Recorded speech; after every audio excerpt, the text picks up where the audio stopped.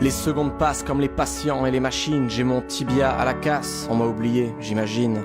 Entre les gamins qui naissent, les accidents. Moi j'ai une entreprise d'audiovisuel, Studio. Je fais des textes dans ma chambre, tout simplement. État d'urgence, on a parlé avec le député de tous les problèmes qui se passaient. Moi aussi j'avais quelques amis qui étaient à l'hôpital, des gens de la famille avec des problèmes de santé. Avec son expérience, sa grande expérience et ma petite, on a essayé de faire quelque chose, quoi. Monsieur Brunel, je le connais parce qu'un ami, avec un autre ami, qui connaissait. Voilà. Tout simplement la chance. Monsieur Brunel voulait quelqu'un pour chanter et il a fait appel à un jeune comme moi. Il voulait traiter de la santé, donc j'ai trouvé le sujet intéressant, sinon je ne l'aurais pas fait. Moi j'ai fait partie de la musique et les textes et l'enregistrement. Luttons pour que les béquilles ne soient plus des poids mais des piliers. Luttons pour que les patients ne soient plus des gens à empiler. Rejoins la lutte pour agir.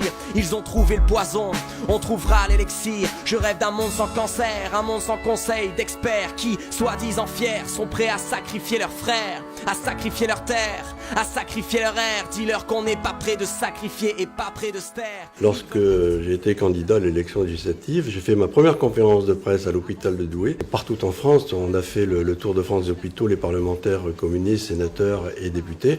Mais alors, les infirmières, par exemple, me disent, nous, on n'a pas appris ce qu'on fait aujourd'hui. Nous, on nous a appris le protocole du bien-être et on est en train de faire le mal-être, la maltraitance institutionnelle. Donc, des fois, ils font abstraction de leur vie. L'hôpital, ce n'est pas une usine. Et l'être humain, ce n'est pas une marchandise non plus. La santé, c'est pas une marchandise. On a besoin de communiquer autrement. L'hôpital, c'est notre bien commun. Et puis, il faut collectivement le mettre sur surveillance. Ne soient plus des poids mais des piliers. Luttons pour que les patients ne soient plus des gens à empiler. Luttons pour nos idées avant de se diviser.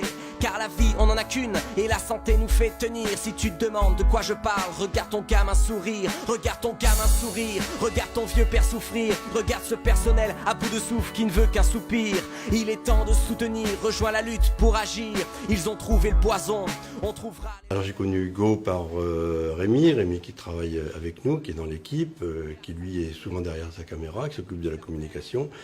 Le slam, ça va toucher la jeunesse, mais il n'y a pas que la jeunesse, il y a aussi des... Moi, je connais un copain qui a 70 ans, il est fou amoureux de slam. Nous, on espère qu'effectivement, il y aura une sensibilisation. On appelle aussi à la mobilisation. Il faut aujourd'hui se rassembler, se lutter, pas se diviser. Il faut que les patients soient aussi reconnus, que le personnel soit aussi reconnu. Il faut qu'on ait des moyens pour se soigner. Donc le slam, c'est un moyen de communication. Et on a vu un peu cet été aussi comment ça s'est passé, avec les urgences qui ont été plus ou moins débordées. Et la ministre de la Santé et de la Solidarité, Mme Buzyn, on attend effectivement qu'elle nous écoute. Pas seulement nous, qu'elle écoute le personnel, qu'elle écoute le syndicat. Et on va apporter aussi tous nos témoignages, notre pierre, et on va essayer de faire avancer les choses à ce niveau-là. Mais des piliers, luttons pour que les patients ne soient plus des gens à empiler. Montrons qu'on est nombreux à...